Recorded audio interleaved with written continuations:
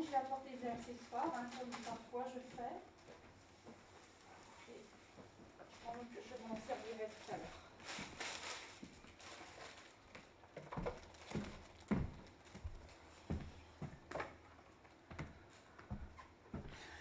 Alors c'est amusant, mais pendant ces semaines de confinement, j'ai beaucoup pensé à Paul, qui a été plusieurs fois en prison. Et j'ai été touchée par la lettre de Philippiens, qu'on connaît tous, parce que, effectivement, la lettre de Philippiens, Paul l'a écrite en prison.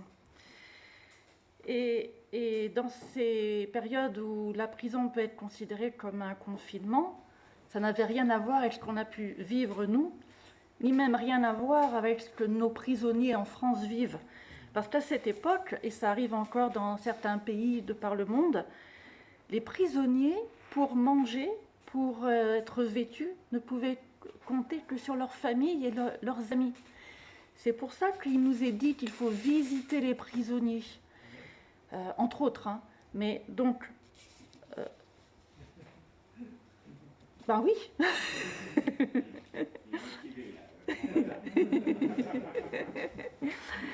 Et donc Paul, il avait une grande tendresse pour les chrétiens de la ville de Philippe. Alors il faut savoir, c'est raconté au chapitre 16 du livre des Actes des Apôtres, et c'est toujours intéressant quand on lit les Actes des Apôtres d'aller après voir la lettre correspondant à cet épisode qui est raconté dans les Actes des Apôtres. Alors au chapitre 16, donc c'est l'arrivée à Philippe, c'est la première fois que l'évangile est prêché en Europe, puisque Philippe c'est la première ville d'Europe où Paul va aller. Et il s'y passe des choses très fortes. Je vous raconte en quelques lignes. Il y a la conversion de Lydie, la marchande de pourpre. Il y a la délivrance de la jeune servante Pythie qui faisait qui racontait l'avenir et qui prédisait l'avenir, voilà, je cherchais le terme, et qui ainsi procurait un gain important à ses maîtres. Et c'est la première arrestation de Paul et sa libération miraculeuse de la prison. Donc je vous encourage à relire ce passage.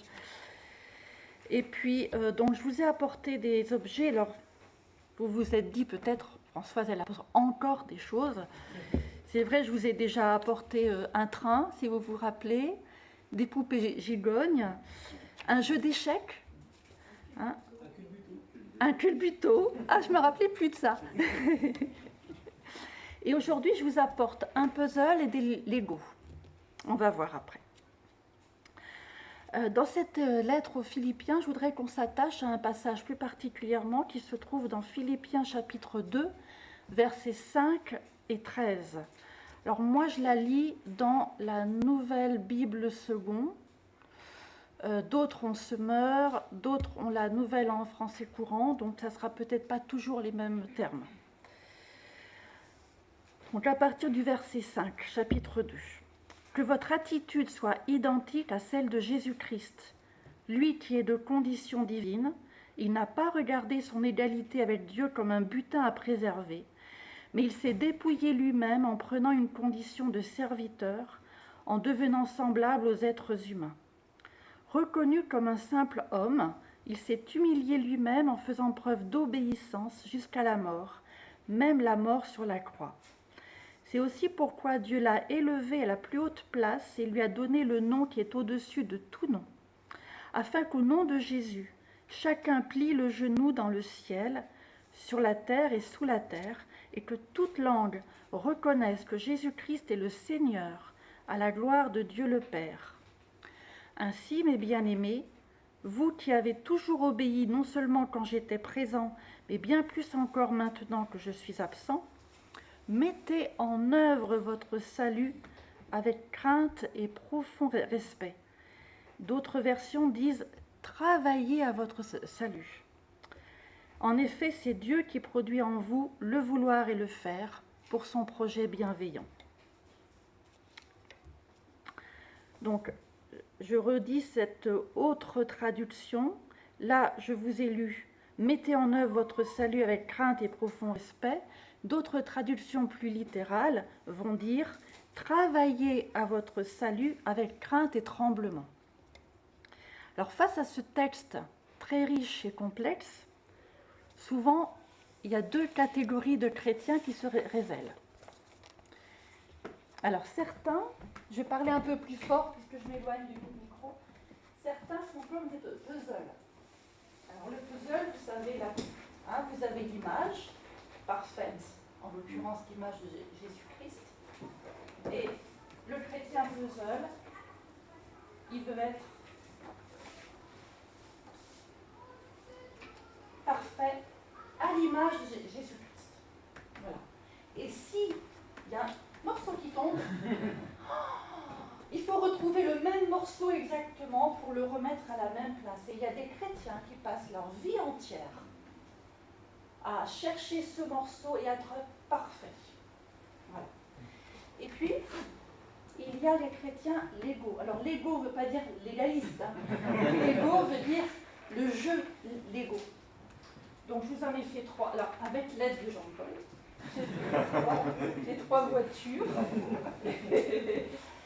En fait, bon ben voilà, hein, il y a des voitures, elles ne se ressemblent pas, elles sont un peu de briques et de broc, il y en a une qui a des grandes roues, des petites roues, enfin peu importe. Mais elles ont des points communs, bien sûr. Comme toutes les voitures, elles ont 4 roues, ça vaut mieux. Elles ont un moteur, elles ont un pare-brise, elles ont un chauffeur. Et dans la vie, ben, ça arrive qu'on perde un morceau de Lego. Vous êtes d'accord avec moi, hein, il y a le pare-brise qui s'effondre. Bon, alors c'est pas grave. Au cours de notre vie, hein, on est intelligent. Et bien on va mettre autre chose. Tiens, on va mettre un Lego rouge.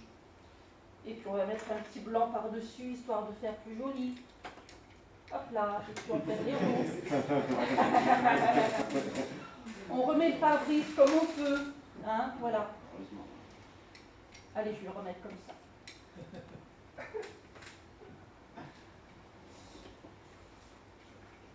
Et en fait, ce qui ne change pas dans ces voitures, d'un côté c'est le moteur, Jésus-Christ, qui crée en nous le vouloir et le faire, et puis c'est le petit bonhomme, c'est-à-dire nous, hein, qui sommes toujours là pour conduire notre propre vie, même si elle a pris un peu, elle a pris quelques coups, hein, entre les deuils, les licenciements, les maladies, les épreuves, voilà. Ce passage de Philippiens, il nous parle donc d'image, de puzzle, de perfection, de puzzle, de travail, des Legos, de Dieu qui crée en nous le vouloir et le faire. Et c'est un passage qui est d'autant plus délicat parce qu'il semble contredire d'autres passages. Pourquoi travailler à son salut ? Pourquoi mettre en œuvre son salut alors que le salut nous est acquis à la croix ? Or, la Bible ne peut pas se contredire. Vous êtes d'accord avec moi? Parce que la parole de Dieu, elle est inspirée. Littéralement, elle est soufflée. Il ne faut pas trop souffler en période de corona parce qu'on en voit... Hein. Mais elle est soufflée au sens hébraïque du terme, comme nous le rappelle l'apôtre Paul dans 2 Timothée, verset 3. Donc 2 Timothée, chapitre 3, verset 16, pardon. Toute écriture est inspirée de Dieu, soufflée et utile pour enseigner, pour convaincre, pour corriger, pour instruire dans la justice. C'est ce qu'on appelle en termes plus savants l'inhérence de la Bible. C'est-à-dire c'est une conception selon laquelle la Bible est exempte de toute fausseté, de toute fraude, de toute tromperie. Elle est entièrement vraie et dépourvue d'affirmations erronées,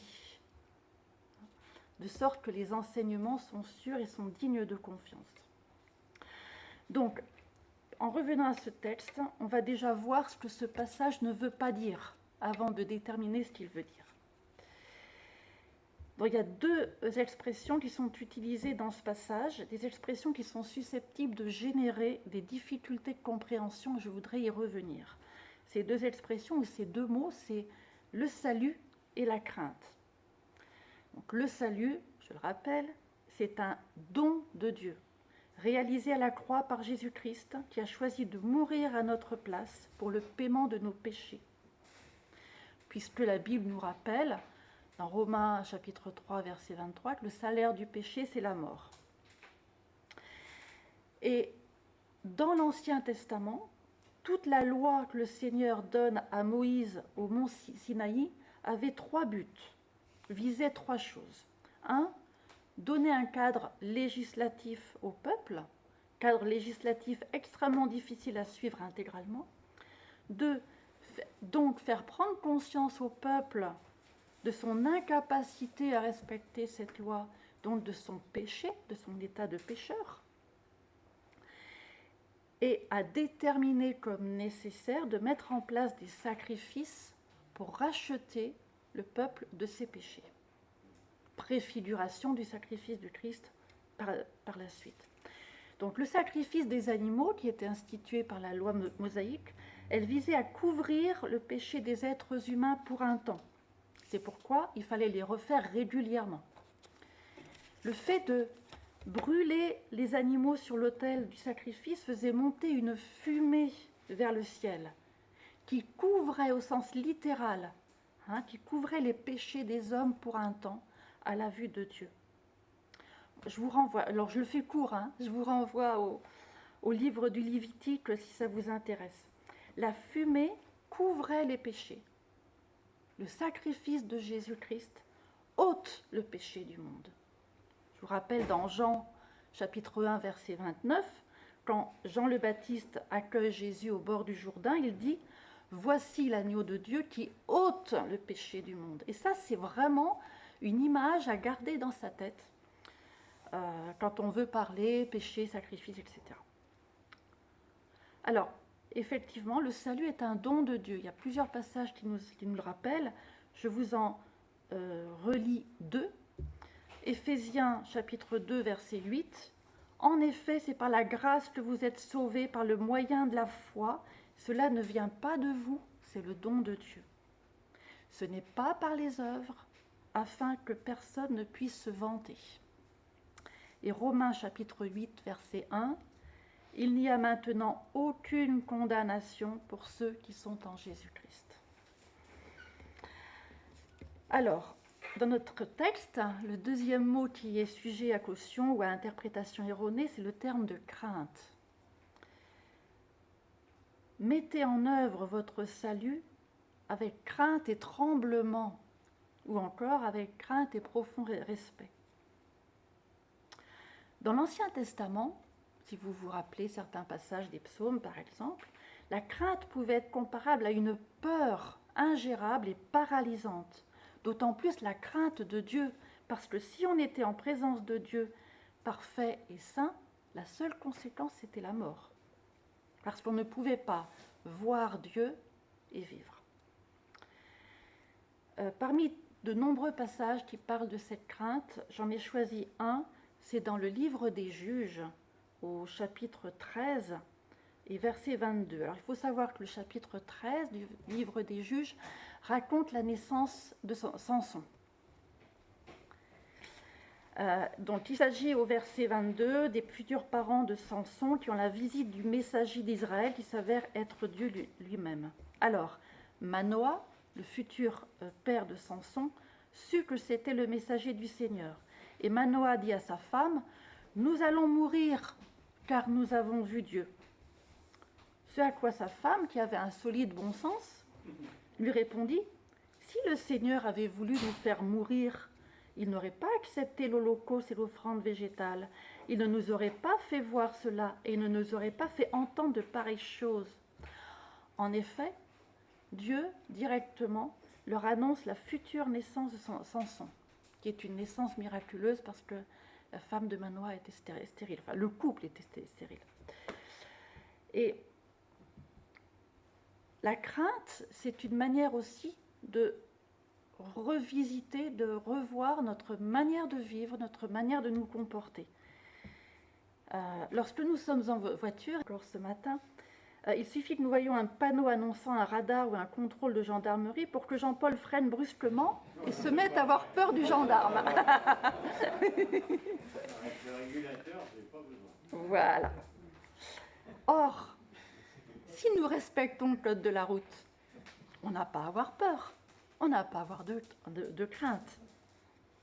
Et au contraire, nous lisons dans le Nouveau Testament ce passage bien connu de 1 Jean 4, verset 18.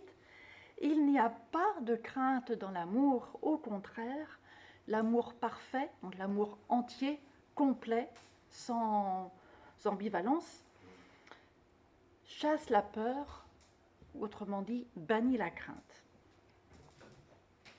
La crainte dont il est question dans le passage de Philippiens qu'on a lu ensemble, c'est la crainte respectueuse devant le Seigneur.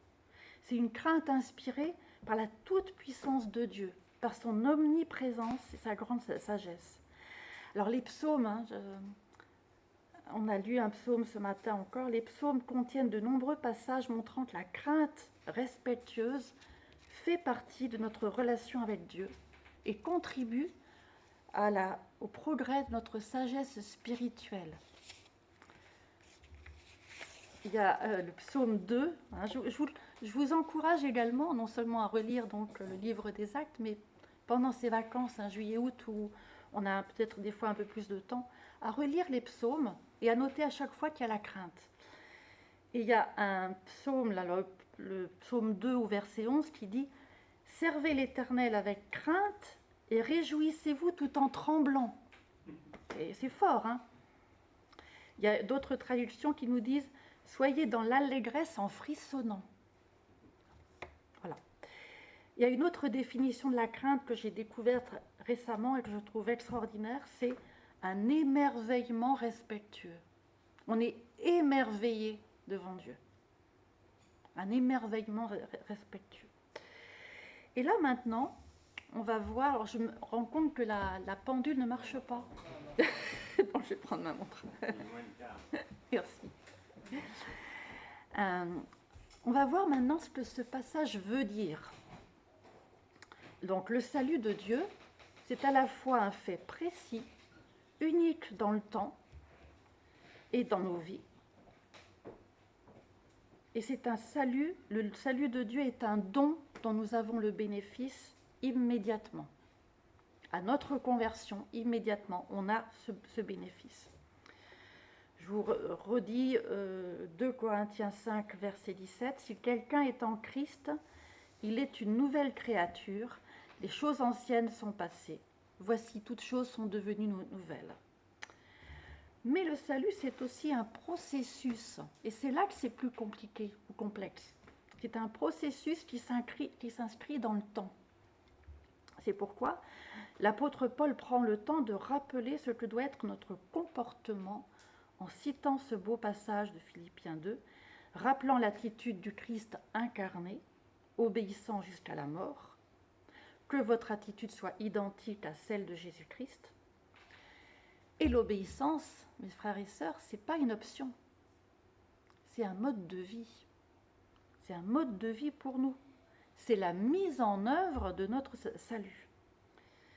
Et il existe, à mon avis, peut-être qu'il y en a d'autres, mais à mon avis, au moins 3 raisons pour lesquelles il nous faut vivre dans l'obéissance. D'abord, c'est évident, pour plaire à Dieu. Aimer Dieu, c'est obéir à ses commandements. Toujours la première épître de Jean, cette fois au chapitre 5 et au verset 3 à 5. En effet, l'amour envers Dieu consiste à respecter ses commandements. Or, ces commandements ne représentent pas un fardeau, puisque tout ce qui est né de Dieu remporte la victoire sur le monde. Et la victoire qui a triomphé du monde, c'est votre foi, c'est notre foi. Qui est victorieux du monde ? N'est-ce pas celui qui croit que Jésus-Christ est le Fils de Dieu ? Et puis, une deuxième raison, à mon avis, c'est pour la crédibilité de l'Évangile. Si nous croyons en l'Évangile annoncé par les textes de la parole de Dieu, nous savons que nous avons le Christ en nous.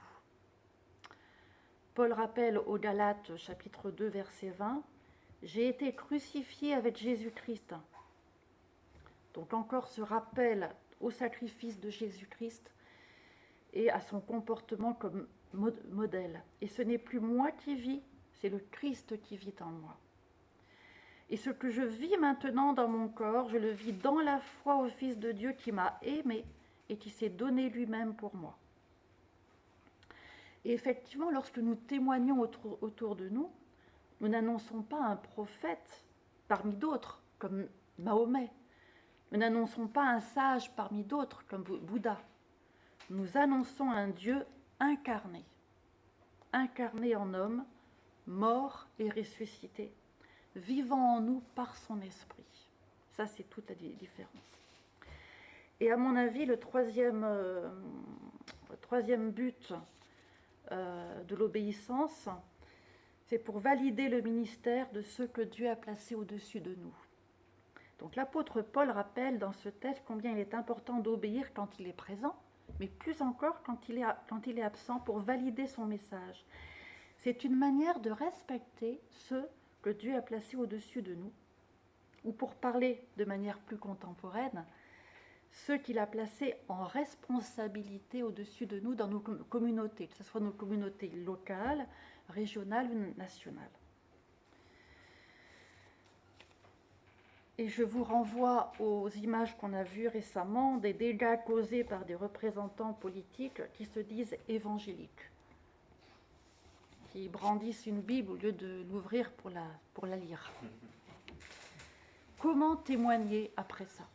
Je ne sais pas vous, mais nous, en Vendée, combien on rame après ça pour redire qu'est-ce que ça veut dire être évangélique, qu'est-ce que ça veut dire être chrétien, etc.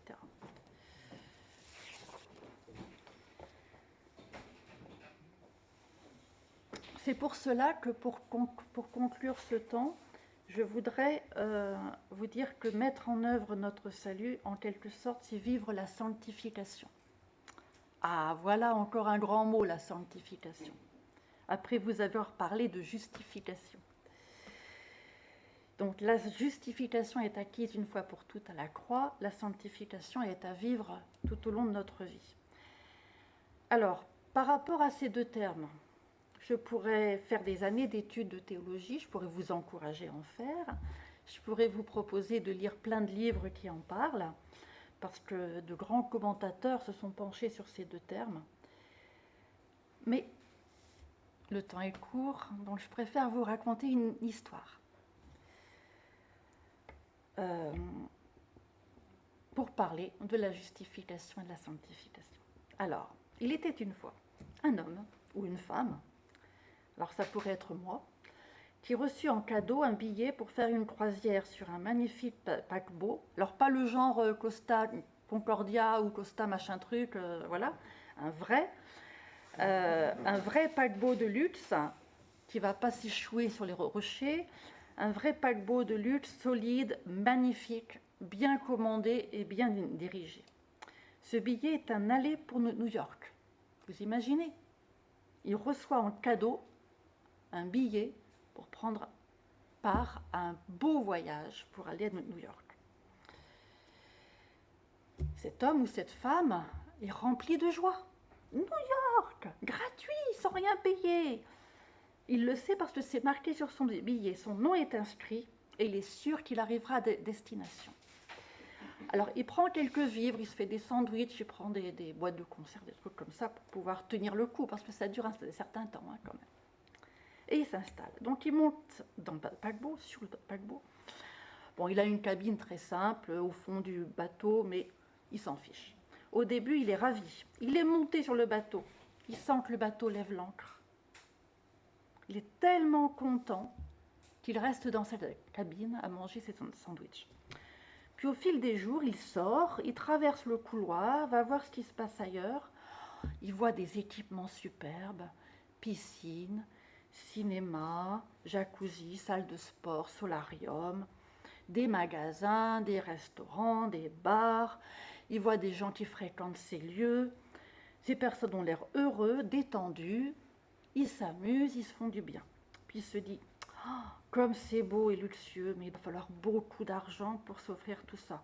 Moi, déjà, qu'on m'a offert le billet, j'ai pas d'argent pour toutes ces activités luxueuses. Et au long des jours de voyage, il reste dans sa cabine, puis il commence à s'ennuyer, puis à se dire, franchement, si j'étais resté en France, je m'ennuierais moins, J'aurai mes amis, mon travail, mes activités, la télé. Qu'est-ce que je fais sur ce paquebot de... Un jour, le 4e ou le 5e jour, il finit par croiser un steward et lui demande « Comment aller à la piscine, au restaurant, au jacuzzi? Combien ça coûte ?» Et le steward lui répond « Mais monsieur, c'est compris dans le prix de votre billet. C'est gratuit, libre à vous d'en profiter. » C'est vrai qu'il n'avait pas lu tout son billet. Combien d'entre nous ne lisons pas toute notre Bible? Et il ne s'était pas posé ces questions suffisamment tôt. Alors il en profite à fond. Il sait qu'il va aller à New York. Il sait qu'il connaît sa destination. Et en plus, il va pouvoir vivre une traversée de rêve. Et bien, c'est ce que le Seigneur nous offre par son sacrifice. Non seulement par son sacrifice, il nous offre le billet pour aller à New York, mais par la plénitude de son Esprit Saint, il nous offre cette plénitude de vie, cette capacité qu'on doit lui laisser, de produire en nous le vouloir et le faire selon son projet bienveillant.